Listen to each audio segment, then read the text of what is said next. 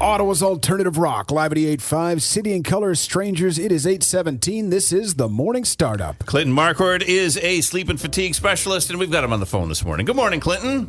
Good morning, everyone. So our question of the day today is, how did you sleep last night? And of the votes coming in so far, 62% of people on Facebook are saying they slept not so great. Yeah. Only 38% of people had a good sleep last night. Is this a surprise to you? No, not really, not really. We've got a lot of extra stressors out there right now that are probably contributing to people's poor sleep. And they are? Well, I think we've got stressors around, first of all, getting sick or our loved ones getting sick and what happens then. We've got our financial stressors. We've seen the PM announcing all sorts of financial aid stressors. So we've got anxiety about whether or not we're going to get through this or we're going to pay our bills. And then, of course, we've got the silly stressors you guys discussed a little earlier about people getting magnets stuck up their nose and not knowing what to do about it. So there's all sorts of stressors out there, but they're all genuine stress. But validation to start off that so many people are going through the same thing right now. Yeah, it's important to recognize that stress is a normal reaction, and it's a healthy reaction. It's signaling to your brain and your mind that there's something there you have to deal with. And it's weird that stress prevents sleep.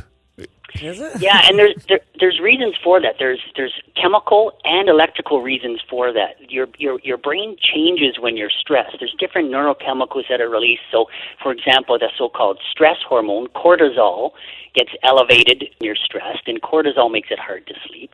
And then there's actual electrical changes in your brain where you see the brain waves actually getting, so we say shorter or shallower and much more higher frequency activity and much more desynchronized. So your brain is a bit more scattered when you're stressed, and that makes it harder to sleep.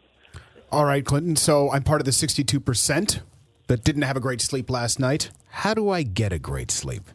Yeah, so first thing to recognize is, as we said, make sure you understand that stress is normal. It's a normal reaction, signaling to you that there's a, sort of a threatening condition here you got to deal with. So as much as possible, try and deal with the stress during the day. And one of the techniques I like to get people to do is to make a list of all the stressors, and then see if you can come up with one little step towards resolving or at least reducing as many of those stressors as possible, and then get to work doing it. So you kind of regain a bit of control that way, reduces the stress, and then put another list of stressors, or break it into two lists, another group of stressors that you can't do anything about right now, but put them down below and say, I can get to these ones later on. So controlling the things you can't and letting the other things go. Is the reason for, the stress causing a lot of people to have nightmares? Because that's what Brittany's writing on our Facebook page, and a lot of people are mentioning nightmares is the thing that they're noticing lately when it comes to how good their sleep is. Yeah, definitely. Some people are much more prone to having nightmares. You start visualizing the stress. Your brain doesn't turn off when you sleep. So the things you're thinking about during the day are going to creep into your sleep, creep into your dreams as well. So nightmares are normal as well, yeah. And I guess that sort of connects to, okay, I've made the list, but I'm still lying in bed and it's the middle of the night and I just can't sleep. What do I do? Yeah, so let's back up just a little bit. One of the things you really want to do is prepare your brain and body for sleep. Okay. To do this, I help people set up what we call a pre-sleep ritual. Normally, a pre-sleep ritual is maybe like a half hour, 45 minutes long. But during these much more stressful times, I try and get people to set up a pre-sleep ritual that's about 2 hours long. So 2 hours before bed, first thing you got to do, turn down all the lights. And if you can, get yourself a pair of blue light blocking glasses to sort of detach the link of light with staying awake. So you wear these glasses, you turn down all the lights, you return to your stress list, add some more to it. Do that as the first part of your ritual, and then maybe you do some relaxing behaviors. Relaxation exercises maybe. Don't turn on your devices. Don't watch TV. Do something really boring. Maybe pick up an old textbook, flip through it. Maybe take a nice hot bath as part of it. Do all sorts of relaxing behaviors for a good 2 hours before bed. That'll bring your mind into a much more relaxed state. You will have dealt with the stressors, put the ones you can't control aside, and then lie down and don't try to sleep. Just let sleep come over you. Now, going back to your other question of what do we do if you're lying in bed and can't sleep? I'm sure, there's lots of Facebook posts around that, right? Oh, yes. Yeah.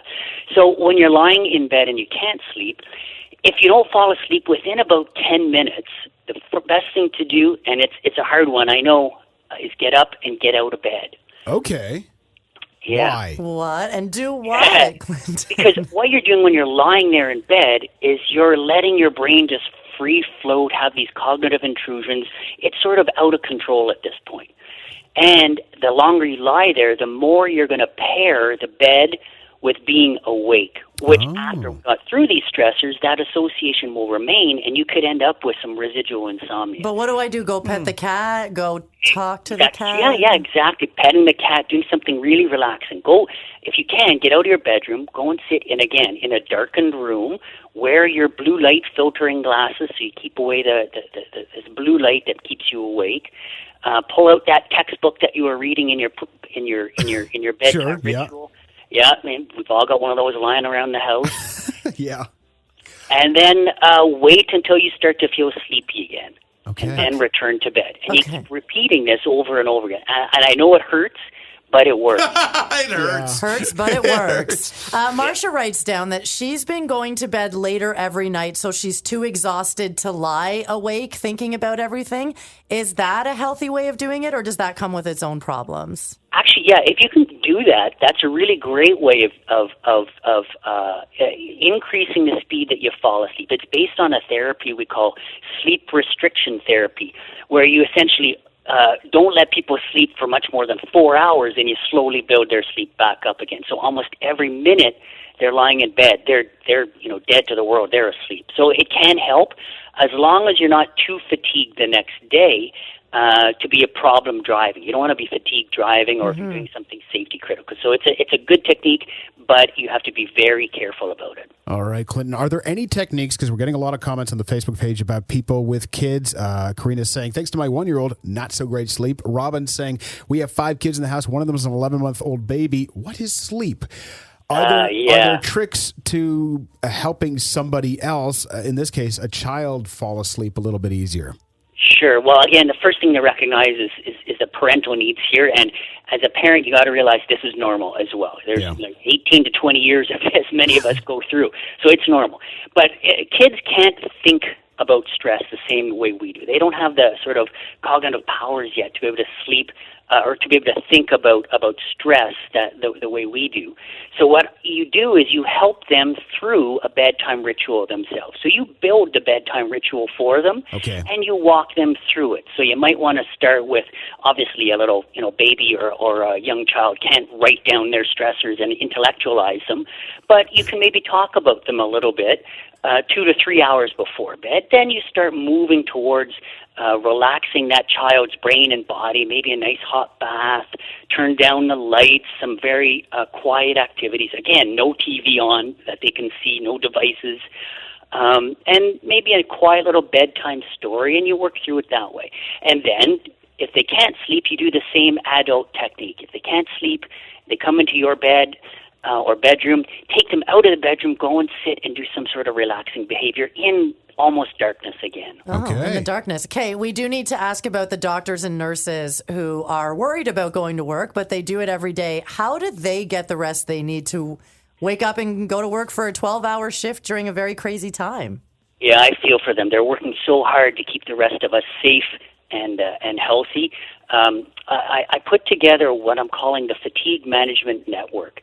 It's the essential services workforce, nurses, doctors, postal workers, all of these people keeping our country going need a little extra help.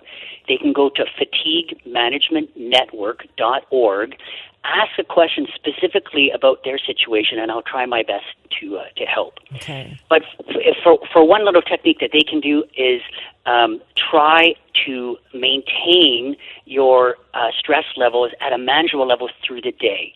So it might mean trying to do some relaxation exercises every hour or two. So sit down, do some deep breathing for 5-10 minutes once every couple of hours, just to keep you at a manageable stress level. Clinton Marquardt, thank you for talking to us this morning. Thanks very much, everybody, and helping me to, maybe potentially help some other people out there. Yeah. Clinton is a sleep and fatigue specialist. You can find a link to his website off of our website at live at 5.com.